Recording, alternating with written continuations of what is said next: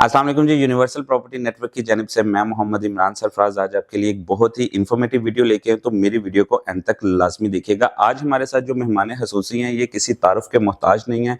इनका नाम है हाफिज मियाँ मोहम्मद नुमान साहब, और ये प्राइम मिनिस्टर ने जो टास्क फोर्स बनाई है हाउसिंग ग्रोथ एंड डेवलपमेंट की, तो उनके कन्वेयर हैं। तो आज इनसे हम कुछ अहम सवालात आपके लिए करेंगे।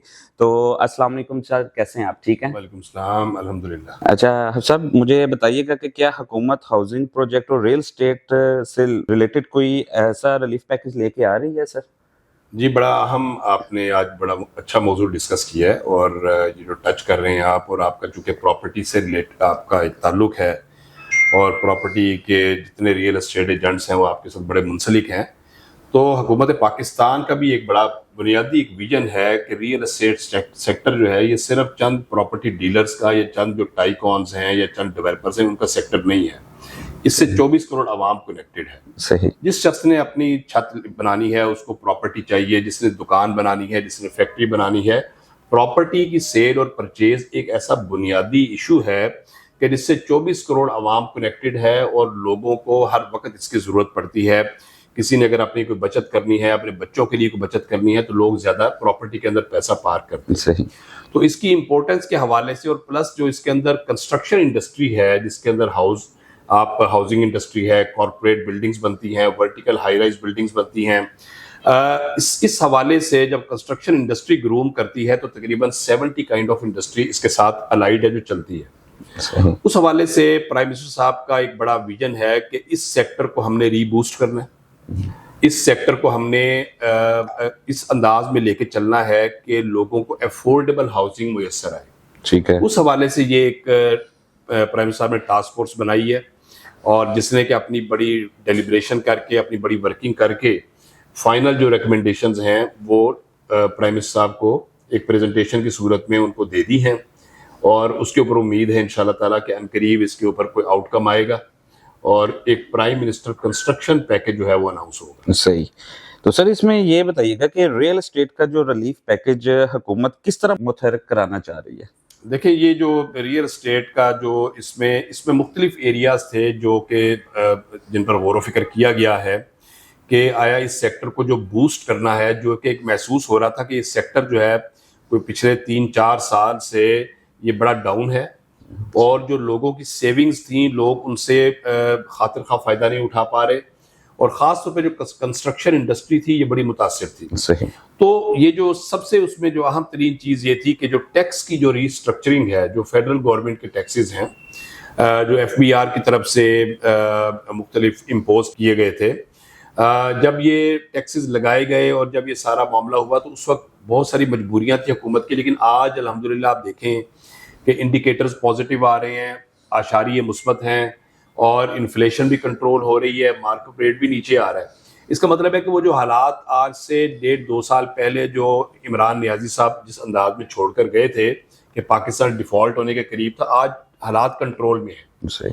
आज महंगाई भी कंट्रोल में हो गई है, इन्फ्लेशन जो थी वो 30% से डाउन होकर इस वक्त 2.5% पे आ गई है। माशाल्लाह सर। अच्छा, मार्कअप रेट जो था तकरीबन 24% से आप देखें इस वक्त 12% पे आ गया। अब ये जितनी चीज़ें हो रही हैं तो इसका अल्टीमेट जो इम्पैक्ट क्या होगा? इम्पैक्ट इसका ये होगा कि एक तो ये कि इससे इंडस्ट्रियल ग्रोथ होगी। जब आप मार्कअप रेट कंट्रोल कर लेते हैं, इन्फ्लेशन कंट्रोल हो जाती है, तो आपकी अल्टीमेटली इंडस्ट्री की वाइबिलिटी बढ़ जाती है। जी जी। दूसरा इम्पैक्ट इसका ये होगा कि जाहिर है कि जब बैंक्स जब अपना जब मार्जिन और जब प्रॉफिटेबिलिटी को रिड्यूस करते हैं, और बैंकों के अंदर जिन लोगों ने डिपॉजिट कराए हुए हैं पैसे, तो जाहिर है कि जब उनका प्रॉफिट कम होगा तो लोग बैंकों से पैसे निकाल के इन्वेस्टमेंट की तरफ आएंगे। ऐसे ही है सर। तो गवर्नमेंट ये चाहती है कि वो ये जो पैसा है ना वो गोल्ड में जाना चाहिए, ना वो डॉलर में जाना चाहिए, और ना ही वो पैसा खुदा न खास्ता बाहर फ्लाई करना चाहिए, बल्कि वो पैसा इसी मुल्क के अंदर सर्कुलेट करे, और हमारी माएँ बहनें, हमारे बुजुर्ग, हमारे नौजवान और हमारे जो आम कारोबारी लोग हैं वो बड़ा इजी फील करते हैं कि वो प्रॉपर्टी के अंदर पैसा पार करें। सही।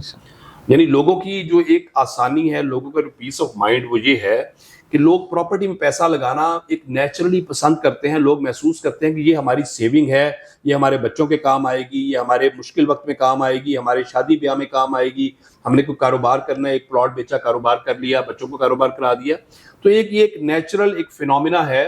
تو پرائم منسٹر کا جو ویژن ہے وہ اسی حوالے سے بڑا اہمیت کا حامل ہے کہ پرائم منسٹر صاحب یہ سمجھتے ہیں کہ یہ پیسہ جو ہے یہ پراپرٹی کے اندر پارک ہونا چاہیے اور ہمیں کنسٹرکشن انڈسٹری کو ری بوسٹ کرنا چاہیے. تو کنسٹرکشن انڈسٹری کو جو ری بوسٹ کرنے کے حوالے سے جو ٹیکس کا جو سٹرکچر ہے آپ کا, اس کو تھوڑی سی ری اسٹرکچرنگ کی ضرورت ہے. تو اس کے اوپر ہم نے مختلف پرپوزل جو ہیں وہ اب, کیونکہ میں اس کو ایگزیکٹلی آپ کو نہیں بتاؤں گا, اس کا بھی آؤٹ کم آنے والا ہے اور گورنمنٹ اس کو خود اناؤنس کرے گی, لیکن ان شاء اللہ تعالیٰ ہم نے میجر جو فوکس کیا کیا ہے کہ ٹرانزیکشن کاسٹ کو ہم انٹرنیشنل سٹینڈرڈز کے مطابق لے کر آئیں. زبردست. یعنی اس وقت جو ٹرانزیکشن کاسٹ ہے تقریباً ایک بندہ جو بائر اور سیلر دونوں کے اوپر تقریباً 12 to 14% ٹرانزیکشن کاسٹ کا ایک امپیکٹ آتا ہے. اور یہ جو آپ دیکھیں کہ جب یہ جو آپ کے ڈی سی ریٹ اب آپ کے بڑھ گئے ہیں اور مارکیٹ کے مطابق ہو گئے ہیں, پلس جب آپ اتنا زیادہ 13-14% آپ اس کے اوپر امپیکٹ ڈالیں گے اور ایکسپینس ڈالیں گے, تو یہ جو پراپرٹی کی گروتھ اور کنسٹرکشن کی اسی وجہ سے رکی ہے. جی جی, کہ سیل پرچیز بالکل بند ہو گئی ہے, کہ یہ ایک ان لاجیکل ہے اور غیر منطقی ایک طریقہ تھا. اس کو ہم نے حکومت کو یہ کہا ہے, جو ہم نے سفارشات کی ہیں, کہ آپ اس ٹرانزیکشن کی کاسٹ کو آپ 4 to 5% پہ لے کر آئیں. زبردست. جو دنیا میں ہے, جو دبئی کے اندر ہے, جو لندن میں ہے, جو استنبول کے اندر ہے, جو نیو یارک کے اندر ہے, جو پراپرٹی کو کی سیل پرچیز پہ, ٹرانسفر پہ, انتقال پہ ٹرانزیکشن کاسٹ ہے, اس کو ہم نے 4 to 5% پہ ماشاءاللہ لے کے آنا ہے. زبردست. تو اس کا کیا ہوگا کہ ایک دم سے جو آپ دیکھیں کہ جو گورنمنٹ کا اپنا جو ریونیو ہے وہ بھی رک گیا تھا, وہ انشاءاللہ ملٹی پلائی ہو جائے گا. اور ہم نے یہ ثابت کیا ہے کہ اگر at this point of time آپ 13 to 14% جو کاسٹ ہے وہ آپ نے جب امپوز کی ہے, تو آپ کا ریونیو کم آ رہا ہے, اگر آپ اس کو ریڈیوس کریں گے تو انشاءاللہ 5 times ملٹی پلائی ہوگا. صحیح. یعنی گورنمنٹ کا ریونیو بھی بڑھے گا اور پبلک کے لیے بھی زبردست آسانی. سیکنڈ جو ہے, جو ہم افورڈیبل ہاؤسنگ کے حوالے سے جو اہم ترین گورنمنٹ جو اقدام لے رہی ہے, وہ یہ ہے کہ بینکنگ سیکٹر کو اس کے اندر انوالو کر رہی ہے.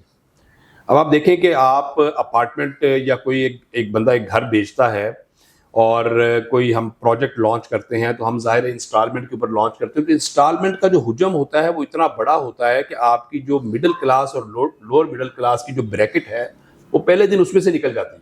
صحیح. وہ اس قابل نہیں ہوتی کہ اتنی بڑی انسٹالمنٹ پے کرے. جو آپ دیکھیں کہ 70,000 سے لے کے 3 لاکھ یا 4 لاکھ روپے تک کی ماہانہ انکم رکھنے والا آدمی, چاہے وہ سیلریڈ کلاس ہے, چاہے وہ ایک کریانہ سٹور چلاتا ہے, چاہے وہ مڈل کلاس ہے, چاہے کوئی پروفیسر ہے, ٹیچر ہے, نرس ہے, ڈاکٹر ہے, جو یہ کلاس ہے یہ وہ کلاس ہے جو کہ اس ملک کا 90% ہے. تو اس کا مطلب یہ ہوا کہ آپ جب دیکھتے ہیں کہ لاہور کے اندر اگر کوئی کنسٹرکشن کے پروجیکٹ لانچ ہوتے ہیں, آپ کی ہاؤسنگ اسکیمیں لانچ ہوتی ہیں, تو آپ کی اتنی بڑی قسط بنتی ہے کہ یہ والی جو کلاس ہے پہلے دن آؤٹ ہو گئی. ایسے ہی ہے. تو الٹیمیٹلی حکومت کی ذمہ داری ہے کہ حکومت نے مڈل کلاس اور لوور مڈل کلاس کے لیے افورڈیبل ہاؤسنگ پلان لے کے آنا ہے, کہ یہ وہ لوگ ہیں جن کی جینون ضرورت ہے. ادروائز ایلیٹ کلاس کے پاس تو بے شمار مکانات ہیں. جی. ایلیٹ کلاس نے تو ٹرانزیکشن کرنی ہے, پیسہ کمانا ہے, تو ایلیٹ کلاس کو تو اپنے گھروں کی, اپنی چھت کی کمی کوئی نہیں ہے, وہ تو ہے. لیکن جو اس کلاس کو جو 70,000 روپے کی سیلری سے لے کے 4 لاکھ روپے کی سیلری والی کلاس, اب یہ کیسے اکوموڈیٹ ہوگی؟ میں اگر پروجیکٹ لانچ کرتا ہوں تو میں 4 سال سے زیادہ قسطیں نہیں میں کر سکتا. تو جب میری قسط بنے گی 1 لاکھ روپیہ, 1.25 لاکھ, 1.5 لاکھ, تو اس کا مطلب یہ والی کلاس پہلے دن آؤٹ ہو گئی. ایسے یعنی آپ اس کلاس کو ہم ٹچ ہی نہیں کر سکتے. جب یہی اگر ہم بینک کو لے کر آتے ہیں اور بینک انٹروین کرتا ہے اور بینک 12 سال کی, 15 سال, 18 سال کی لیز پہ جب جاتا ہے, تو یہی قسط بنے گی 20,000, 25,000, 30,000. تو یہ جو دنیا کا ماڈل ہے, پوری دنیا کے اندر جو ہاؤسنگ انشور کی جاتی ہے,